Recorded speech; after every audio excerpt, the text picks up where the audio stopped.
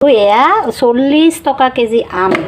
ঘৰত গাঁৱত আমাৰ একদম পৰি থাকে খোৱা মানুহ নাই এয়া আনিছোঁ মই আচাৰ কৰিবলৈ এইকেইটা মই আপোনালোকক দেখাম আপোনালোকে আমৰ আচাৰ কেনেকৈ কৰে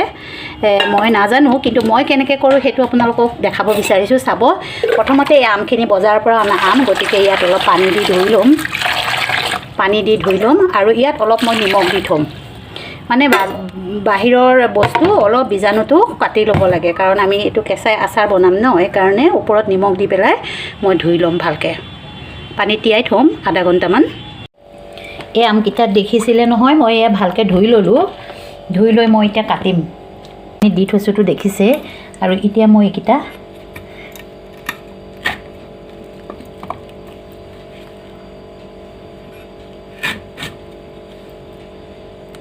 এয়া দেখিছেনে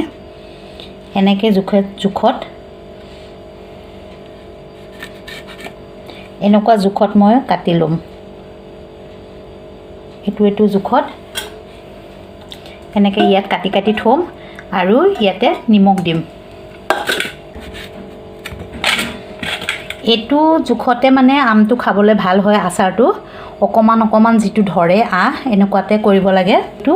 এইটো পেলাই দিব লাগে দেখিছেনে এইটো দি আচাৰটো নকৰে আৰু এনেকুৱা ধৰিলে আচাৰটো খাই ভাল লাগে এইটো জোখত এনেকৈ কাটিম আৰু ইয়াতে মই নিমখ সানি 2-3 দিন ৰাখি থৈ দিম এইখিনি এইটো চাইজত কাটি ল'লোঁ মই এইটো পানীত নিসিজাওঁ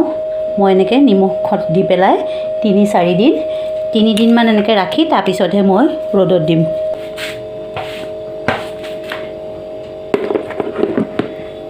প্লাষ্টিকৰ পট এইটো টপাৰৱেৰৰ আৰু ইয়াতে মই এনেকৈ 3 দিনলৈ ঢাকি থৈ দিম এই যে মই নিমখ দি থৈছিলোঁ 3 দিন হৈ গ'ল কিছুমানে সিজাই দিয়ে মই সিজাই নকৰোঁ সেইকাৰণে মই এনেকৈ কৰোঁ আপোনালোকৰ ওচৰত শ্বেয়াৰ কৰিছোঁ চাব এনেকৈ বনায়ো বহুত ভাল লাগে খাবলৈ এতিয়া ইয়াতে মই হালধি সানি দিম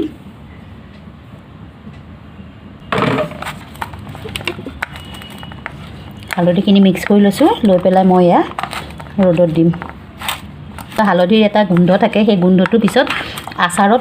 ফুটি নুঠে কিন্তু এই হালধিটো ইয়াত হালধিৰ যিটো মানে ভিটামিন সেইখিনি ইয়াত সোমাই যায় সেইকাৰণে কিছুমানে তেলত ভাজি যেতিয়া আচাৰটো বনায় তেলতে হালধিটো দিয়ে কিন্তু মই আমৰ আচাৰটো এনেকৈ বনাওঁ সেইকাৰণে মই এনেকৈ দিছোঁ হালধি সানি যেতিয়া ৰ'দত দিব সেইটো আমৰ টেষ্টটোৱে বেলেগ হয় আৰু এনেকৈ নিমখত যেতিয়া ডুবাই থ'ব সেইটোৰ আচাৰ বহুত দিনলৈ খাব পাৰি মানে বেয়াই নহয় কিন্তু ভাজি যিটো বনাব সেইটো আপুনি বেছি দিন ইউজ কৰিব নোৱাৰে সেইকাৰণে মই এতিয়া এনেকৈ এইখিনি ৰ'দত দি থ'ম পেনখন বহাই দিছোঁ আৰু ইয়াতে মই দি দিলোঁ মিঠাতেলখিনি দিছোঁ বৰ বেছি মিঠাতেলো দিয়া নাই কাৰণ পিছত মই আচাৰ বনালে অলপ পিছত কেঁচা মিঠাতেল দিওঁ সেইটো কথা গম পায়ে এতিয়া মই ইয়াতে কেইটামান চব গুটি দিম এই আমখিনি মই দি দিম তেলখিনি গৰম হৈছে যেতিয়া মই গেছটো অফ কৰি দিম মই গেছটো অন কৰি নথওঁ মানে অলপ গৰম হ'লে তেলটো হৈ গ'ল আৰু এতিয়া গেছটো দি থ'লে বেয়া হ'ব আচাৰবিলাক গৰম তেলত মই এনেকৈ বনাই দিম গোটেইখিনি মই দি দিলোঁ দেখিলে তেলত অলপ এনেকৈ লৰাই দিম ইয়াতে মই নিমখটো ডুবাই থৈছিলোঁ 3 দিন ধৰি আৰু হালধি দি ৰ'দত শুকুৱাইছিলোঁ গতিকে সেইখিনি আকৌ দিয়াৰ প্ৰশ্নই নুঠে এতিয়া মই ইয়াতে দিম অলপ ধনিয়া গুড়ি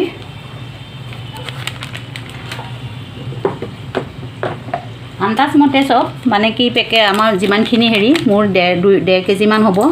ইয়াতে অকণমান দিছোঁ মই জিৰা গুড়ি 1 চামুচমান হ'ব এইটো জিৰা গুড়ি দিছোঁ আৰু আপোনালোকে জানে আচাৰত মই সদায় পাঁচফোৰণ গুড়া কৰি দিওঁ আৰু এয়া পাঁচফোৰণ গুড়া কৰি থোৱা আছিলে মোৰ গতিকে সেইখিনিয়ে মোৰ হৈ যাব সেইটো মছলা আচাৰত দিলে বহুতেই ভাল লাগে এনেকৈ সৰিয়হৰ গুড়ি কৰি দি পাইছেনে আপোনালোকে এনেকৈ অকণ দি দিবচোন বহুতেই টেষ্টি হয় শুকান গুড়ি অলপ দিলোঁ জলকীয়া গুড়ি অলপ দিলোঁ কাশ্মীৰী মিৰ্চ ইমানেই মছলা আৰু মই মছলা ব্যৱহাৰ নকৰোঁ এইখিনি ভালকৈ মিহলাই ল'ম পাঁচফোৰণৰ মছলাটো দিলে বহুতেই ভাল লাগে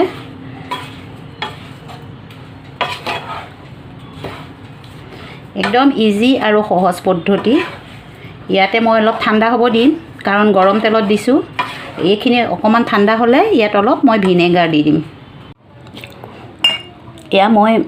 গ্লাছৰ ঘি বটল দুটা ধুই ভালকৈ চাফা কৰি লৈছোঁ আৰু মোৰ আচাৰখিনি ঠাণ্ডা হৈ গ'ল খিনি মই কৈছিলোঁৱে দেখিনে ধুনীয়াকৈ ঠাণ্ডা হৈ গ'ল আৰু এই দুটা বটলত মই এতিয়া ভৰাই দিম লাহে লাহে ইয়াত মই এতিয়া ভৰাই দিম এইখিনি আচাৰখিনি মই দেখাই আছোঁ বাৰু আচাৰ ভৰোৱা মই এটা টিপছ দি দিওঁ বাৰু এই আচাৰবিলাক সদায় এনেকৈ হেঁচি ভৰাই থ'ব লাগে মানে তেতিয়া যিটো তেল দিয়া হ'ব পিছত সেই তেলটোৱে ধুনীয়াকৈ বস্তুখিনি গোটেইখিনি সাং খাই যায় এনেকৈ হেঁচি ভৰাব লাগে এয়া মোৰ 2 বটল আচাৰ ৰেডি হৈ গ'ল এয়া দেখিছেনে এয়া হেঁচি ভৰাই দিছোঁ বটলকেইটাত ভৰাইছোঁ বাৰু গম পাইছে আপোনালোকে এয়া আচাৰখিনি মোৰ ৰেডি হৈ গৈছে কিন্তু মই ইয়াতে জানেই মই আচাৰ বনালে সদায় আচাৰত মই অলপ কেঁচা তেল দিওঁ আৰু ইয়াত এতিয়া মই অলপ কেঁচা তেল দি দিম দেখিছেনে এইটো টাইপত মই এয়া কেঁচা তেল দি দিম আৰু এইটোতো দি দিম